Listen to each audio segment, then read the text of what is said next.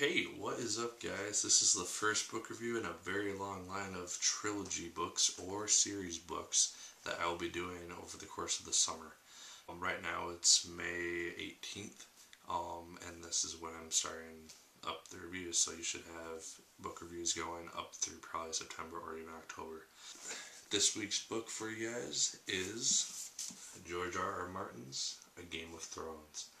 It's the first book in the Song of Ice and Fire series, which is currently on its fifth book, which I should be able to get through, I'm assuming, the whole series. Because right now I'm starting up the second one, and this is the review for the first one. So, let's begin, shall we? Now the first character, and its principal character, would be Eddard Stark, or his nickname Ned. He is the Lord of Winterfell at the book's beginning. He is the father of 6 children, and he is married to our second main character, Catelyn Stark, who also goes by the name of Cat. She is the father of 5 of Ned's children, and I'll get to that very shortly. And she is originally of the House of Tully, which is another aspect of the whole Ice and Fire world that I'm not going to go into. The third character is Ned and Cat's eldest son, Robb. He takes over Winterfell after Ned has to leave, which I'll get to in the plot. And he's one of the only main characters who doesn't have his own little dialogue. As I'll get to also in the plot, each character, or some of the characters have their own little point of view chapters that is how the story is narrated. And Robb is one of those main characters who does not have that. Next up we have Jon Snow. He is the bastard child of Ned Stark. His wife is only known by a name which is mentioned maybe once or twice in the whole book. Jon has no idea who his mother is, but he is also very loyal to the Stark family, because, well, they're the ones who have raised him. But he has often been seen as an outcast for the majority of his life. We have also Sansa Stark. She's the eldest daughter of the family. She wants to be very ladylike a lot of the time, and this is often both her best trait and her worst trait, because of her need per se to be ladylike. She often dislikes her sister Ira, who is not ladylike at all. And is our next main character. She is obviously the younger daughter of the Stark family, and like I said, she is not very interested in being ladylike.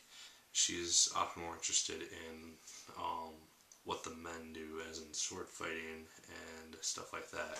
And she'll often be, I guess you could say, wild, but she really doesn't care what anyone else thinks of her besides her father.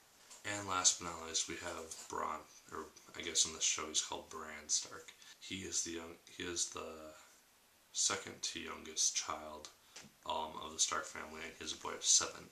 And at the beginning of the novel, he is very much into climbing and doing that sort of adventurous stuff. One member of the Stark family that I'm not going to really talk about a lot is Rickon, because he is 3. And he doesn't really have a very big role in the book. I don't know if he has bigger roles in the future novels, but in this one he isn't really that important of a character. Now, deriving from the Stark family a little bit, we have Tyrion Lannister. He is he's a dwarf, or an imp, as he's called in the book. So he's very short in size, but he's also very witty, which is something that is very characteristic of him, and which kind of makes up his character and makes him one of those very likable characters that you see. We also have King Robert. King Robert is the king of the 7 kingdoms, and it was he and Ned who took down the old king in a war that isn't really shown in the book. It just happened in the past, and Robert took the throne. So, and 2 characters who are important but who I'm not going to mention individually are his Robert's Queen Cersei, and then his son, Prince Joffrey. Prince Joffrey is the next one in line for the throne, and Queen Cersei is a Lannister. So those are two important details to remember. Last but not least, we have Daenerys Targaryen. And with other books, I apologize if I mispronounced any of these names. But I haven't watched the show, so I don't know how to pronounce them exactly. But I'm taking my best guess. But anyway, Daenerys. She is one of the few dragons and one of the remaining members of her family. Her and her brother Viserys become involved in a plot in which they become involved in a clan known as the Dothraki, and that's their main area in the book. So, those are the characters that I found to be the most important to the overall story. There are many other characters involved in the book that have significance, but I felt that these ones are the main ones. And no other characters have their own little dialogue in the book. Most of these people who I mentioned do. So, on to the plot.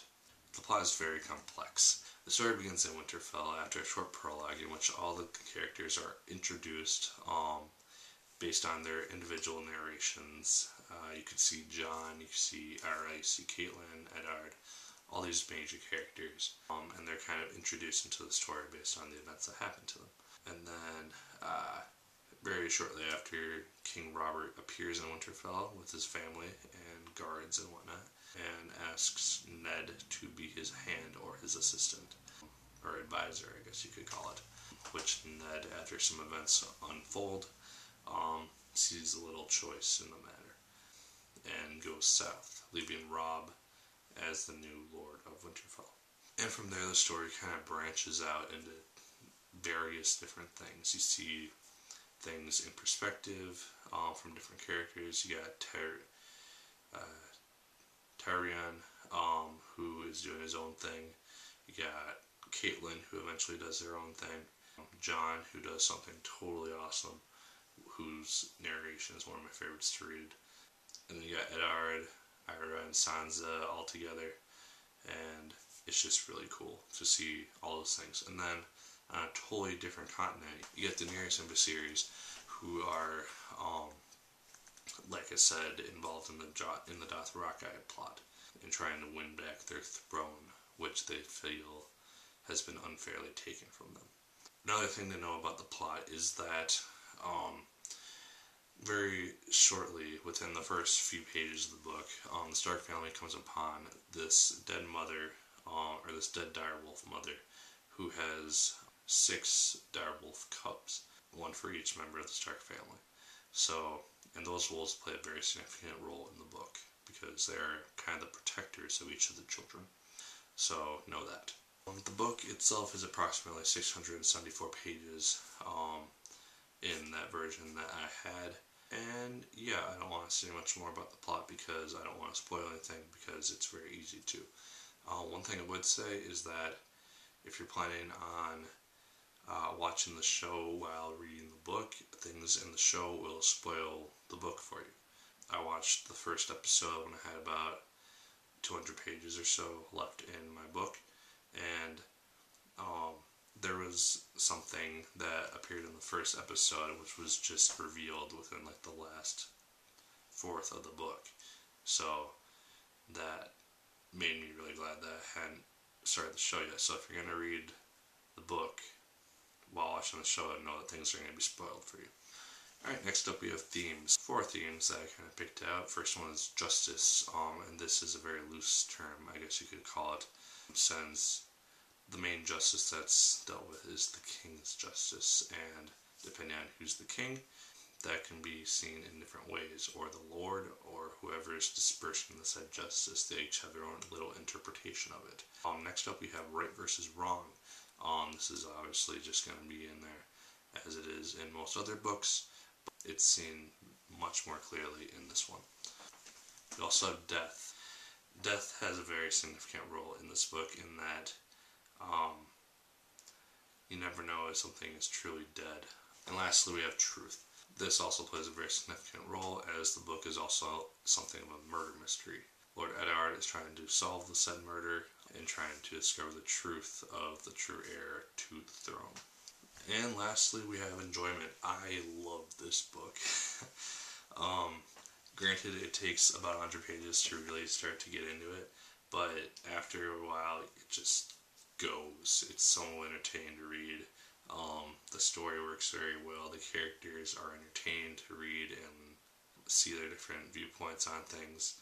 And it's often a very humorous book as well. I found myself laughing numerous times at just little things that happened throughout the story itself. The way that George R. R. Martin tells the story works very well also. Like I said, it's told through individual characters, as in I think the first chapter is told through Bran's viewpoint, and then it might go to Caitlin or Eddard or Ira or Tyrion or Daenerys or whoever. But it just works to kind of tell multiple different stories, but also all converging on the same main plot. And it works very well, and I'm looking forward to the same thing in Clash of Kings. I would recommend this book to anyone who likes fantasy type novels or sci-fi, and also if you watch the show on HBO, I would highly recommend reading the books, because there are things that the show seems to skip over that could be seen as important details. I think I watched the first episode and it went through about 100 pages of text in the first episode, so there's good reason to read the book. Let's just say that. So yeah, that's my review. Like, favorite, comment, and subscribe if you so choose. The next book should be out next week, assuming that I get it done by like mid-June when this would go out, which I should. And yeah, that's about it. As always, my name is Nick Pell, and once again, keep on reading.